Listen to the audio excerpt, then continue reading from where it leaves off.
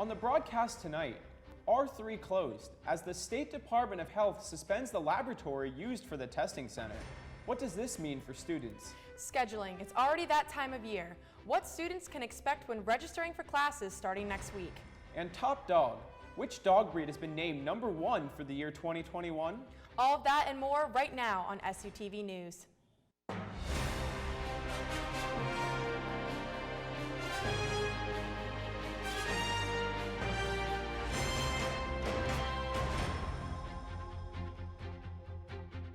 Good evening and welcome to SUTV News. I'm Brady Fisher. And I'm Livv Faenza. The R3 Testing Center, which made its debut last month, has already been forced to stop testing due to the State Department of Health. In an email sent out by Senior Vice President of Administration and Finance, Dr. Scott Barton, the laboratory that analyzes tests has suspended testing, and while it is expected to be on short break, Barton says the timeline is fluid.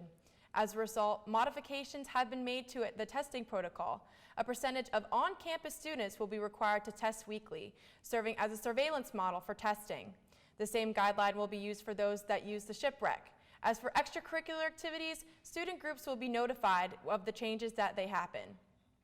While the email did not give specifics on where the testing will take place, symptomatic testing will continue in Eder Health Center.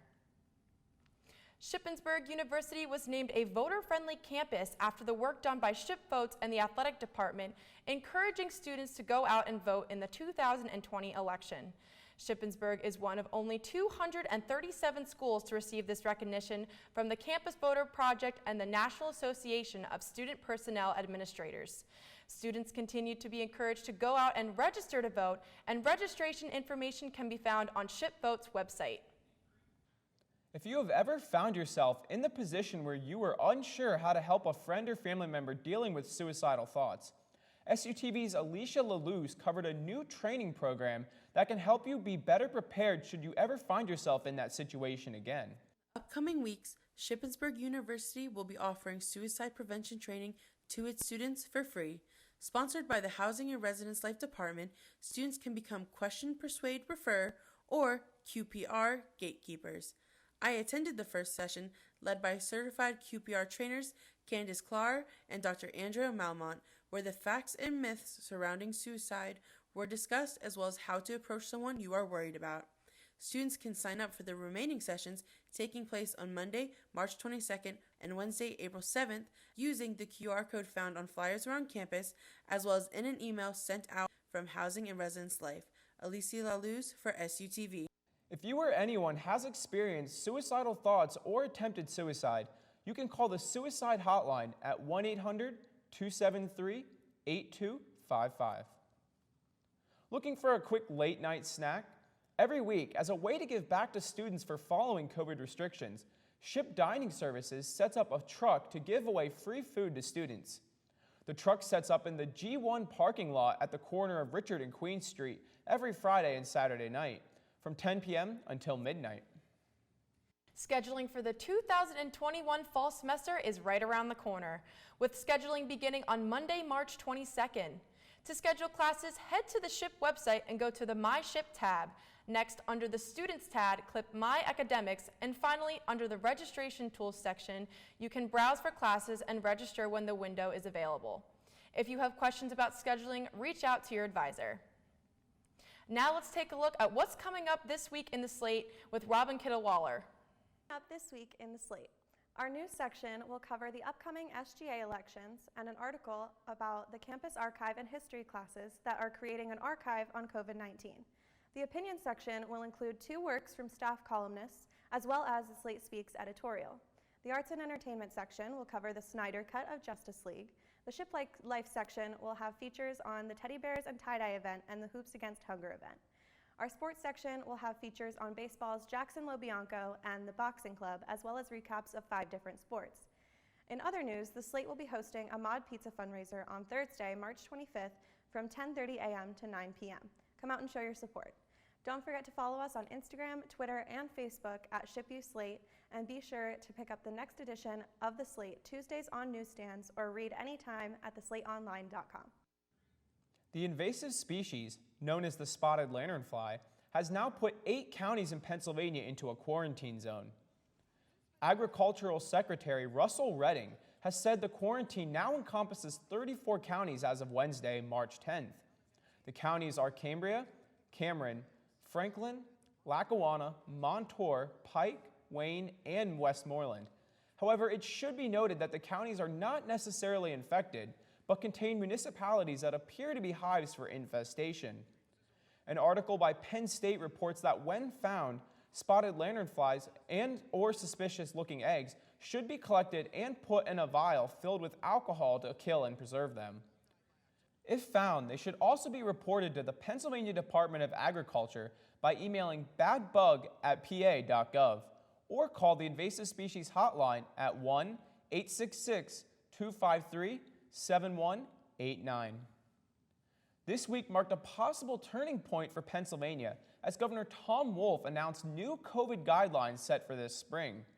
SUTV's Adam Beam fills us in on what to expect come April 4th.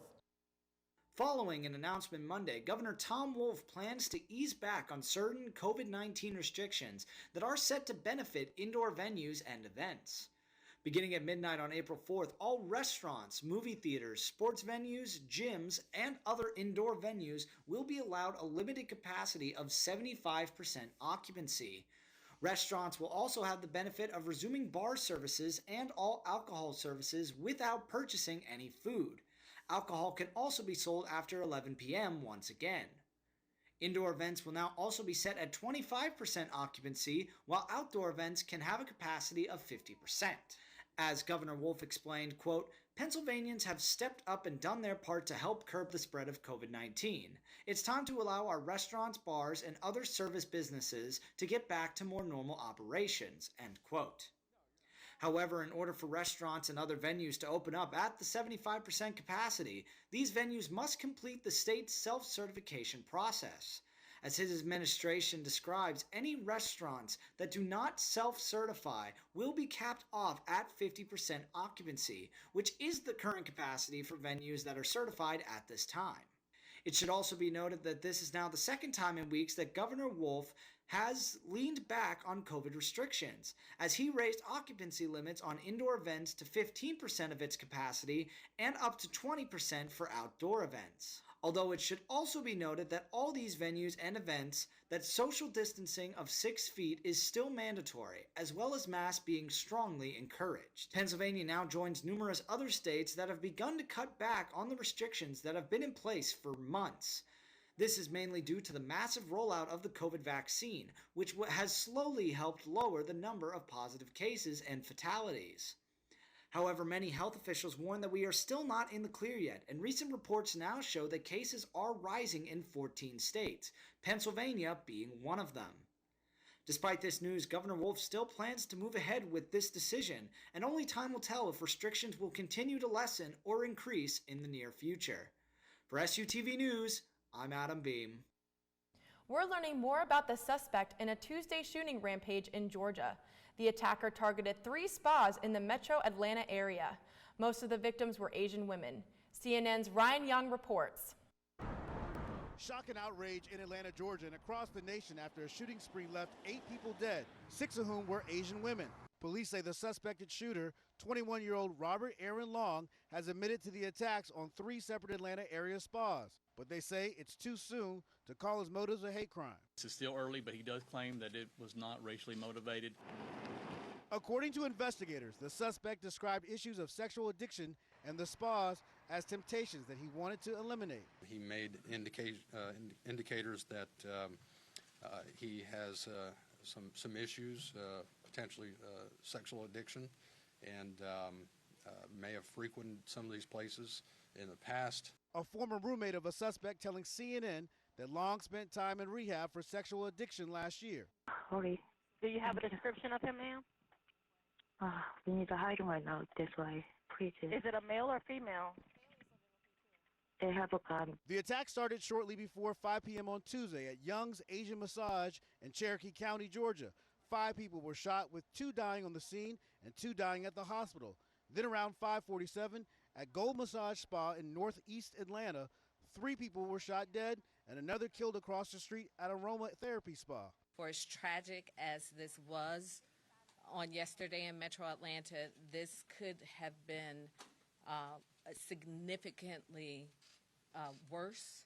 Authorities say they captured Long 150 miles south of Atlanta on his way down to Florida, where he allegedly may have planned to continue his rampage. My understanding, it was some type of porn industry in that state that he was wanting to go do some similar act in that location. Since the start of the coronavirus pandemic, attacks on Asian Americans have been on the rise. The group Stop AAPI Hate, which tracks reports of discrimination against Asian Americans, says it has received nearly 3,800 complaints of violence and harassment against Asian Americans and Pacific Islanders since March 19th of last year. Today at the White House, Vice President Kamala Harris grieving for the victims. I do want to say to our Asian American community that we stand with you and understand how this has frightened and shocked and outraged. And former President Barack Obama tweeting, "The identity of victims underscores an alarming rise in anti-Asian violence and further blaming the longer-lasting epidemic of gun violence in America." After a washout of a day today, let's head over to Angel Bennett Money with a look at this week's weather. After a washout of a day today, next week looks warmer and drier. Tonight, a low of 32 and the rain continues on. You might even see a few snowflakes mixed in. Tomorrow, highs hit the mid-40s with the sun poking through the clouds by the afternoon. Looking ahead, the sun returns triumphantly this weekend, and so do the spring-like temperatures. We're in the 60s all week long, and the next chance of rain coming late next week. Spring officially begins this weekend, and with the temps next week, it looks like spring may be here to stay. That's the weather for this week. I'm Angel B. Money. Now back to Brady and Liv. There has been an upset in the race this year for America's favorite purebred pooch. Labrador Retrievers once again came out on top as America's most popular breed. Labs have been #1 on the American Kennel Club's list of popular dogs for 30 straight years. The upset came with the #2 spot. That went surprisingly to the French Bulldog. That breed was in 4th place in 2019. The French Bulldog unseated the German Shepherd, which had been the 2nd most popular breed since 2009. It is now in 3rd place, followed by the Golden Retriever. Man, my dog Rudy would really be disappointed to hear about that. Yeah, and with March Madness starting this weekend, it looks like the upsets are already starting. And that will be it for tonight's broadcast. I'm Livv Faenza. And I'm Brady Fisher. Don't forget to check out all of our social media at SUTV News and check out our website at sutvnews.org. We're back next week with sports. Until then, have a good weekend and good night.